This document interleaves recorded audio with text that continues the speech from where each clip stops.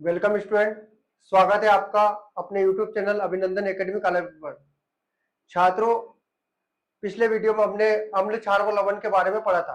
ठीक है, हमने जाना था भैया अम्ल क्या होते हैं, क्षार क्या होते हैं और लवण क्या होते हैं। साथ में हमने पीएच पैमाना है ना के बारे में पढ़ा था। पीएच पैमाना क्या होता है, इसके महत्व क्या होते हैं। ठीक है, आगे चलते हैं हम भैया। तो जो हमारा अगला क्वेश्चन है, विरंजक चूर्ण बनाने की, विरंजक चूर्ण बनाने की विधि, गुण व इसके उपयोग लिखिए।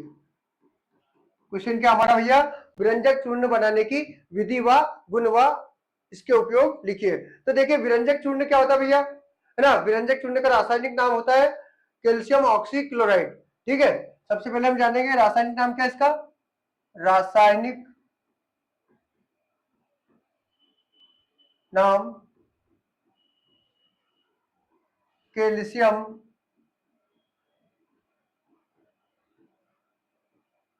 ऑक्सीक्लोराइड। ठीक है, सूत्र क्या हो जाएगा भैया इसका, सूत्र हो जाएगा CaOCl2। ठीक है, जो विरंजक चूर्ण है ना, उसका रासायनिक नाम क्या है, कैल्शियम ऑक्सीक्लोराइड। सूत्र क्या हो जाएगा इसका, CaOCl2। साथ में इसका प्रचलित नाम भी पूछता है भैया। प्रचलित नाम क्या है इसका, विरंजक चूर्ण। प्रचलित नाम विरंजक चूर्ण। ठीक है, फिर उसने बोला है कि भैया विरंजक चूर्ण बनाने की विधि, है ना, किस प्रकार इसको तैयार किया जाता है। तो देखिए, शुष्क भुजे हुए चूने पर, शुष्क भुजा हुआ चूना क्या होता है भैया हमारा, कैल्शियम हाइड्रा ऑक्साइड। सूत्र होता है इसका CaOH का whole twice. Calcium hydroxide पर क्लोरीन की अभिक्रिया से, किसकी अभिक्रिया से, क्लोरीन की अभिक्रिया से विरंजक चूर्ण प्राप्त होता है। तो देखिए बनाने की विधि, बनाने की विधि, शुष्क भुजे हुए, शुष्क भुजे हुए चूने पर, सूत्र क्या होता है इसका, CaOH का whole twice, calcium hydroxide पर क्लोरीन की, क्लोरीन की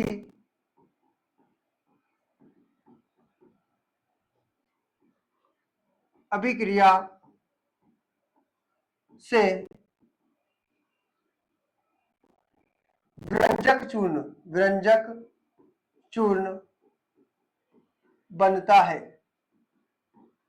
किस प्रकार प्राप्त करते हैं इसको, कि शुष्क भुजे हुए चूने पर क्लोरीन की क्रिया कराने पर विरंजक चूर्ण बनता है। समीकरण के माध्यम से समझ लेंगे इसको भैया। मैंने लिया यहाँ पे शुष्क भुजा हुआ चूना क्या होता है, इसका सूत्र CaOH का whole twice, calcium hydroxide, calcium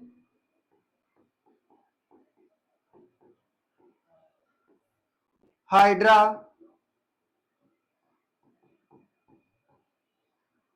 oxide. ठीक है, क्या बोलते हैं इसको, शुष्क भुजा हुआ चूना, शुष्क भुजा चूना। किसकी क्रिया को बोल रहा हो कराने को, क्लोरीन की क्रिया। तो Cl2 क्या प्राप्त होता भैया हमें, विरंजक चूर्ण। मतलब शुष्क भुजे हुए चूर्ण पर क्लोरीन की क्रिया से विरंजक चूर्ण प्राप्त होता है। तो विरंजक चूर्ण का सूत्र क्या होता है हमारा, CaOCl2, कैल्शियम ऑक्सीक्लोराइड, ऑक्सीक्लोराइड। ठीक है, जिसे बोलते हैं हम विरंजक चूर्ण, विरंजक चूर्ण। ठीक है, साथ में क्या बनता है यहाँ पे, जल बनता है। तो क्वेश्चन था हमारा कि विरंजक चूर्ण बनाने की विधि, गुण व उपयोग लिखिए। तो शुष्क भुजे हुए चूने पर क्लोरीन की अभिक्रिया कराने पर कैल्शियम ऑक्सीक्लोराइड यानी विरंजक चूर्ण तथा जल बनता है। ठीक है, फिर इसके बाद उसने बोला भैया कि इसके गुण लिखिए। तो देखिए गुण क्या हो जाएंगे इसके, यहां पीले रंग का चूर्ण होता है ना। इसके गुण क्या हो जाएंगे कि ये जो विरंजक चूर्ण होता है हमारा पीले रंग का चूर्ण होता है ना।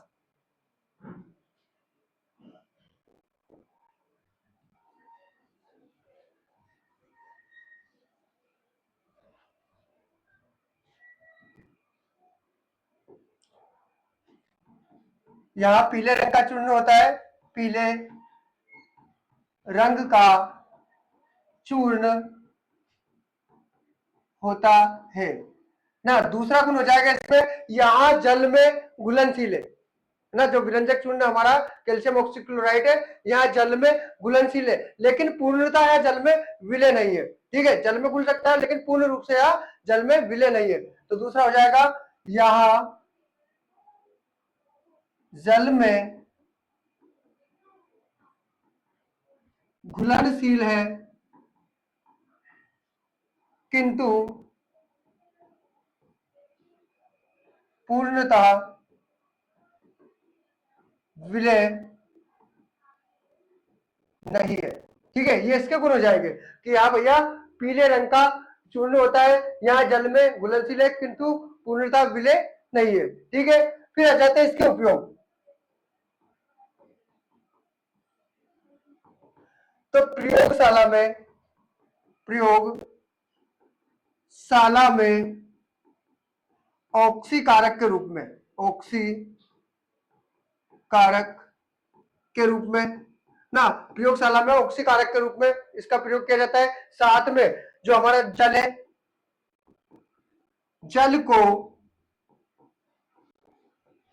जीवाणु रहित बनाने में, जीवाणु रहित बनाने में ना व्यंजक चूर्ण का प्रयोग क्या किया जाता है कि जल को जीवाणु रहित बनाने में इसका प्रयोग किया जाता है। ठीक है, तो क्वेश्चन था हमारा भैया कि व्यंजक चूर्ण बनाने की विधि गुण व उपयोग लिखिए। तो सबसे पहले तो हमने इसका रासायनिक नाम जाना है।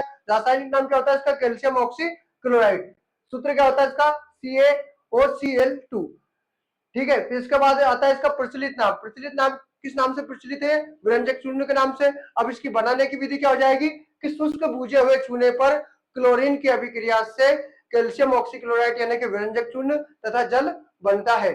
फिर इसके हमने लिखे गुण, या पीले रंग का चूर्ण होता है, यहाँ जल में घुलनशील है लेकिन पूर्णतः यहाँ विलय नहीं है। फिर लिखे हमने इसके उपयोग, तो यह प्रयोगशाला में ऑक्सी कारक के रूप में इसका प्रयोग किया जाता है। साथ में जल को जीवाणु रहित बनाने के लिए इसका प्रयोग किया जाता है ना। थर्ड लिख सकते हैं, वस्त्र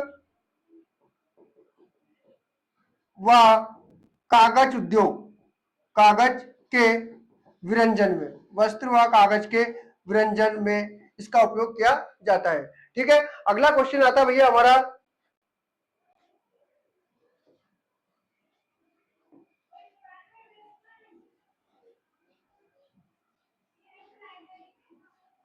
पीतल एवं तांबे के बर्तनों में, पीतल एवं तांबे के बर्तनों में दही व अन्य खट्टे पदार्थ क्यों नहीं रखने चाहिए। क्वेश्चन समझना, यहाँ पे हम अम्ल क्षार को अच्छे से पढ़ चुके हैं और वही से इस क्वेश्चन का आंसर हम लिखेंगे। क्वेश्चन है उसका कि पीतल व तांबे के बर्तनों में दही एवं अन्य खट्टे पदार्थ क्यों नहीं रखना चाहिए। तो देखिए हमने देखा है कि भैया पीतल और तांबा क्या है, हमारी धातुएं। ठीक है, इस क्वेश्चन का आंसर हम अम्ल क्षार से दे सकते हैं क्योंकि हम जानते हैं ना कि अम्ल जो होते हैं हमारे धातु के साथ अभिक्रिया करके क्या बनाते हैं, लवण व पीतल व तांबा धातुएं। ठीक है, दही खट्टा पदार्थ है और खट्टे पदार्थों में सभी में क्या पाया जाता है, अम्ल पाया जाता है। ठीक है, तो उसका क्वेश्चन है कि पीतल व तांबे के बर्तनों में दही एवं अन्य खट्टे पदार्थ क्यों नहीं रखे जाने चाहिए। तो देखिए पीतल क्या है, धातु है, और दही क्या खट्टा पदार्थ, और खट्टे पदार्थों में सभी में क्या पाया जाता है, अम्ल पाया जाता है। अब हम एक धातु लेते हैं, यहाँ पे भैया मैंने धातु ली, इस धातु के अम्ल के साथ अभिक्रिया कराई, मैंने H2SO4 अम्ल लिया है ना, तो क्या बना लेगा यहाँ पे ZnSO4 बना लेगा, ठीक है। और यहां से क्या बनती है हमारी हाइड्रोजन गैस। अब ये क्या बना है, लवण बना है, जो कि कैसा होता है, विषैला होता है। कैसा होता है, विषैला, जो कि हमारे भोजन को क्या कर देता है, खराब कर देता है। तो क्वेश्चन था उसका, पीतल एवं तांबे के बर्तनों में दही व अन्य खट्टे पदार्थ क्यों नहीं रखना चाहिए। तो हमने देखा कि पीतल तांबा ये क्या हमारी धातु है ना, और दही है हमारा जो है खट्टा पदार्थ है, वो खट्टे पदार्थों में अम्ल पाया जाता है, और अम्ल जब धातु के साथ अभिक्रिया करता है तो वो क्या बनाता है, लवण बनाता है। इस समीकरण के माध्यम से हमने समझा है। ये मैंने धातु ली है ना, और इस धातु की किसके साथ अभिक्रिया कराई, मैंने अम्ल के साथ अभिक्रिया कराई, तो क्या बना लिया इसने, लवण बना दिया ZnSO4 का, जो कि कैसा होता है, हानिकारक होता है, जो हमारे भोजन को क्या कर देता है, खराब कर देता है। तो हम सीधा से उसके उत्तर में लिखेंगे कि पीतल एवं तांबे के बर्तनों में दही एवं खट्टे पदार्थ इसलिए रखना चाहिए क्योंकि पीतल धातु और धातु अम्लों से अभिक्रिया करके हानिकारक विषैला लवण बनाती है, जो कि हमारे भोजन को खराब कर देता है। इसलिए पीतल व तांबे के बर्तनों में दही व अन्य खट्टे पदार्थ नहीं रखने चाहिए। अगला क्वेश्चन आता है हमारा भैया, sodium hydrogen sodium hydrogen carbonate के विलयन को गर्म करने पर क्या होगा। क्वेश्चन है हमारा, सोडियम हाइड्रोजन कार्बोनेट के विलयन को गर्म करने पर क्या होगा। सोडियम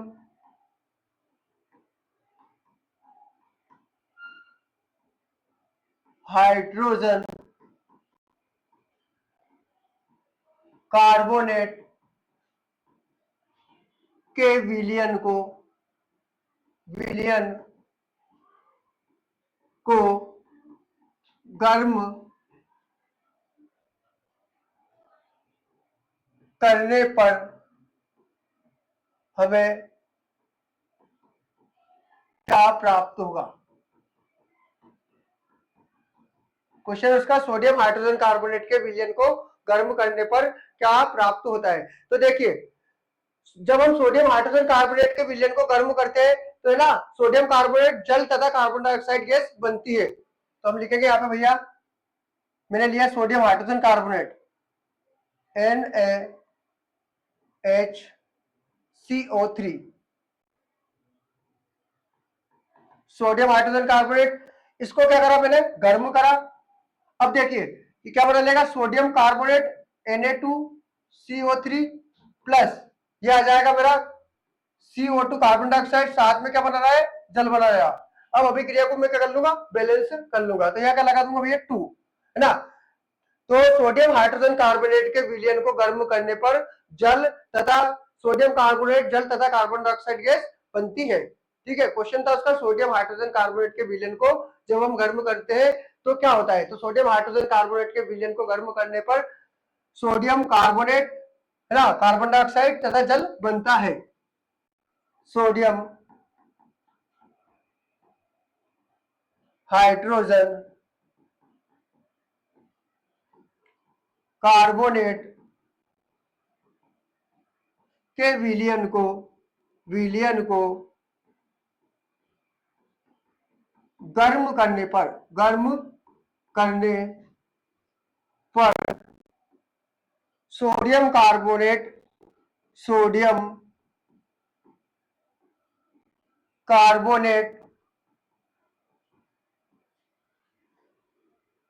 कार्बोनेट जल तथा कार्बन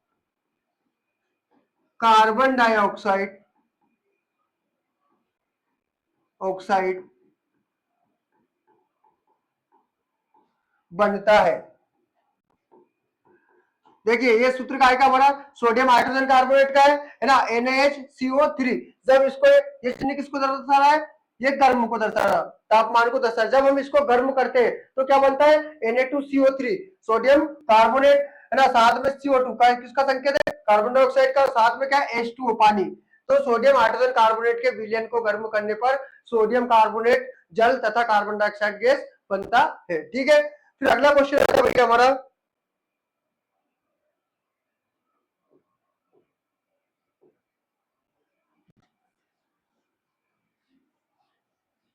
प्लास्टर ऑफ पेरिस बनाने की विधि व इसके उपयोग लिखिए। क्वेश्चन है हमारा, प्लास्टर ऑफ पेरिस बनाने की विधि व इसके उपयोग लिखिए। तो देखिए, प्लास्टर ऑफ पेरिस हमें कहां से प्राप्त होता है कि जब जिप्सम को, है ना, जिप्सम को हम 373 केल्विन तापमान पर जब हम गर्म करते हैं तो हमें प्लास्टर ऑफ पेरिस प्राप्त होता है। क्वेश्चन था उसका, प्लास्टर ऑफ पेरिस बनाने की विधि व इसके उपयोग लिखिए। तो जब जिप्सम को 373 केल्विन तापमान पर गर्म किया जाता है तो प्लास्टर ऑफ पेरिस बनता है। ठीक है, समीकरण के माध्यम से समझ लेंगे हम। तो सबसे पहले हम जानेंगे भैया जिप्सम। जिप्सम, इसका सूत्र क्या होता है? तो gypsum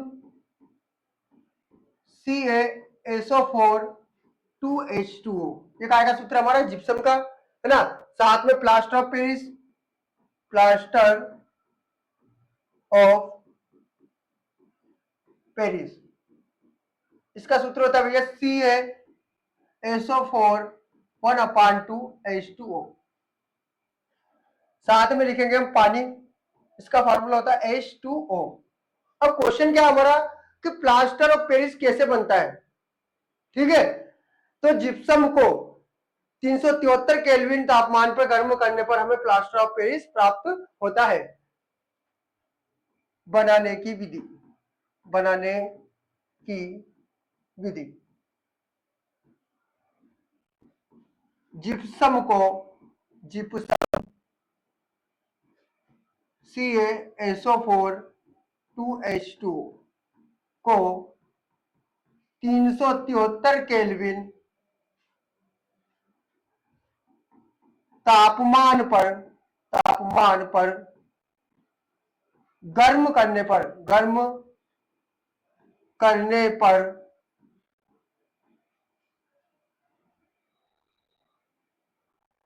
calcium sulphate, plaster of Paris का रासायनिक नाम क्या है? Calcium sulphate hemihydrate. Calcium sulphate, calcium sulphate hemihydrate,